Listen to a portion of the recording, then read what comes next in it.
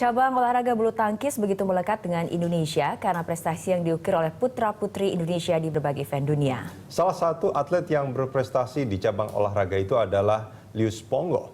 Nah, bagaimana seorang Lius Ponggo melihat kiprah generasi baru Indonesia di cabang olahraga bulu tangkis?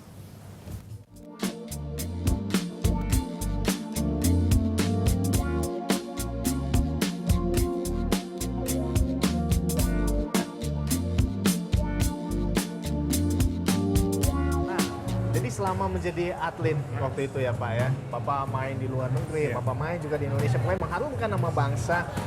Bapak mungkin punya berkesan dengan keluarga atau seperti apa momen-momen yang pertama sih ada hal yang agak mengharukan buat saya sih ya waktu itu tahun 84 karena kan saya 2 tahun keluar dari pelatnas tahun 82 karena cedera pinggang.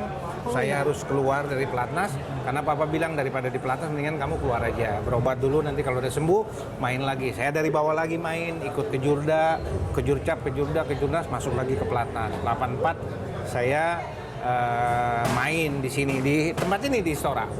Final sama Lim Swee King tahun 84. Nah itu juga udah ketinggalan 14-1. Game ketiga, mestinya saya kalah, nggak mungkin bisa menang.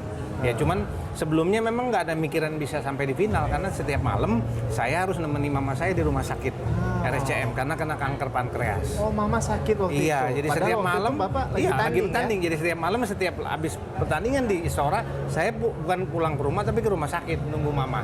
Pulang jam 2, jam 3, nggak mikirin main lah. Ya tapi kan memang mungkin udah jalannya ya, semua kita kan pasti punya Tuhan yang ngatur semua. Jadi Bapak setiap hari habis tanding bukan pulang ke rumah dulu, ke rumah sakit dulu. Sampai jam 3 pagi? Nah, baru balik ke rumah. Jam 9 tanding? Main lagi, setiap hari. Itu jadi nggak, logikanya nggak mungkin saya bisa menang kok. Dan saya nggak ada pikiran di situ, udah pokoknya mama saya di rumah sakit, saya harus jaga mama gitu. Ditemenin sama ada teman dekat saya Richard. Tapi saya ingat waktu terakhir saya bilang sama mama, kan nggak udah karena dibilang koma juga nggak tapi sakit. Saya bilang mau doain besok saya mau main. Nah, mau final sama Lim Swee King. Nah, mama saya bilang Nyong itu panggilan kecil saya nanti kalau main karena dapat batu tapi nyarinya susah. Saya dalam hati mau ketawa apa urusannya kok sama batu nggak ada kaitannya. Tapi karena ambilnya susah katanya. Ya udahlah saya bilang mah doain ya udah. Besoknya mainnya itu menang. Oh saya ingat mungkin itu kali karena susah payah. Rubber set, rubber game. Dan game ketiga udah 1-14, logikanya saya nggak mungkin menang lawan Swee King. Ya itulah mungkin orang tua kan punya doa, ya itu juga bisa jadi. Akhirnya bisa menang ya Pak? Akhirnya bisa menang, 1-14 jadi menang. Ya itu mungkin saya nggak mungkin lupa. Waktu itu abis itu menang 2 hari kemudian saya lagi latihan, mama saya nggak ada, dipanggil Tuhan. Jadi itu yang nggak mungkin lupa buat saya seumur hidup saya. Saya bisa juara tapi memang nggak ada kaitannya, tapi ya udah jalan. Mungkin mama sudah mendapatkan kemenangan. Setelah era Rudi Hartono, Lim Swee King, Lius Ponggo, Ivan Ali, dan Ferawati Fajrin, muncullah generasi Alan Budi Kusuma, Susi Susanti, Ricky, dan Rensi Mainaki. Prestasi mereka tak kalah mengkilap dengan seniornya. Pada era mereka, bulu tangkis mulai dipertandingkan di Olimpiade, tepatnya di Olimpiade 1992 di Barcelona. Hal ini menjadikan bulu tangkis menjadi sumber medali emas bagi kontingen Indonesia. Dalam setiap gelaran Olimpiade, cabang olahraga ini tak pernah absen mempersembahkan medali. Sayangnya, tradisi ini terhenti di Olimpiade 2012 di London. Tim bulu tangkis Indonesia pulang tanpa meraih 1 medali pun. Malis, nah sekarang kita ngomong soal prestasi di Indonesia, ya kan? Nah, kalau di prestasi pebulu tangkis Indonesia ya, pebulu tangkis Indonesia.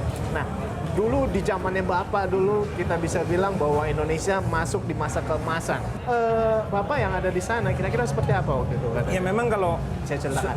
Mungkin didahului dari sebelumnya ada Pak Tanjuhok, terus ada Rudi Hartono, ada Lim Swee King, terus baru ada Pak Christian. Saya di bawahnya itu memang dulu pemain banyak, baik di sektor tunggal, terutama di tunggal putra, di ganda putra kita banyak. Di tunggal putri juga ada Ivana, ada Ferawati, ada Maria Francisca, ada banyak sekali. Memang dulu kan pemainnya banyak gitu loh. Jadi ditakuti, iya kita dulu disegani. Bukan cuma di Asia Tenggara, di dunia. Asia Tenggara, Asia, di dunia kita ditakutin. Karena dulu sampai ada julukan waktu zamannya Ko Swee King itu ada 7 pendekar itu. Nah, julukannya 7 pendekar. Jadi bukan cuma di Kopingho, tapi di bulu tangkis ada 7 pendekar. Nah, itu memang disegenin. Tapi kalau bicara sekarang, ya saya bilang dibilang turun ya tetap masih berprestasi, tapi ya yang dibilang pancaroba itu. Jadi musim memang pancaroba, ada ya. musim pancaroba, ada perubahan di mana saatnya sekarang kita nggak bisa menuai terus apa yang kita punya dulunya, karena sekarang waktunya kita harus nanam.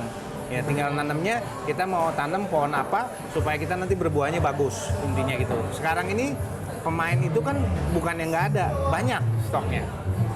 Nah, cuman sekarang gimana kita cari bibit yang bagus untuk bisa menghasilkan pemain-pemain yang bisa berpotensi nantinya bisa menggantikan Susi, Alan, Taufik, Chandra Wijaya, dan juga sekarang mungkin Aksan Hendra Setiawan, Tonto Wiliana, seperti itu. Kalau misalnya dari Bapak sendiri, kira-kira ada nggak cara-cara khusus untuk mengembalikan pebulu tangkis kita ke era yang kemasan seperti Ya, dulu? yang pasti seperti apa? Betul, yang pasti kan pertama adalah butuh waktu, karena pembinaan bulu tangkis itu nggak bisa instan 1 tahun, 2 tahun, 3 tahun, kan harus berjenjang, berkesinambungan, terus nggak putus-putusnya. Makanya PBSI sendiri kan saat ini tidak menciptakan bibit itu, karena bibit itu dapatnya dari luar, dari klub-klub yang ada di seluruh Indonesia. Nah, suka atau nggak suka sekarang ini juga itu jadi beban buat kita semua, bukan cuma PBSI. Karena kan pemain-pemain itu semua terfokus adanya di Pulau Jawa.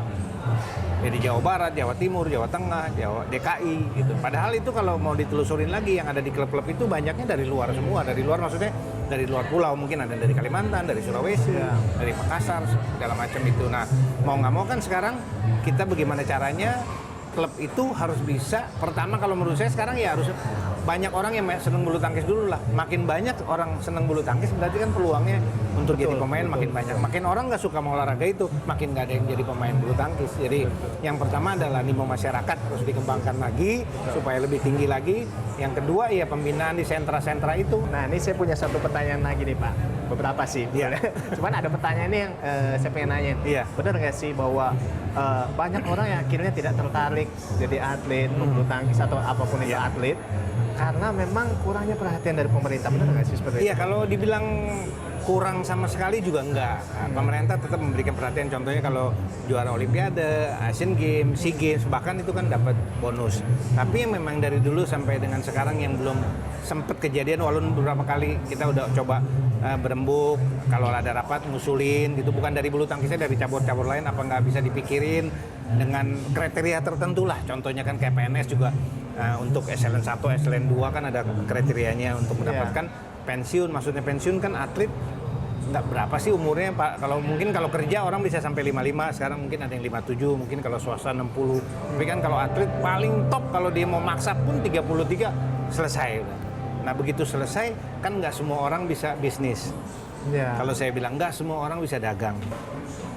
Nah, kalau dia nggak bisa bisnis, nggak bisa dagang, ngapain gitu? Kalau contohnya mereka udah memberikan yang terbaik buat bangsa dan negara ini, yang udah mau, mati-matian. iya apa? Keringet, kelihatan keringetnya apa ini. nggak bisa dikasih semacam istilahnya apapun itulah, mau pensiun kayak mau apa? Nah itu. Kalau negara lain sih beberapa udah, yang saya ingat di Korea ada. Dulu ada sekali mereka juara All England, mereka dikasih seumur hidup. Dulu dapatnya $250, saya ingat. Itu kira-kira tahun 80-an.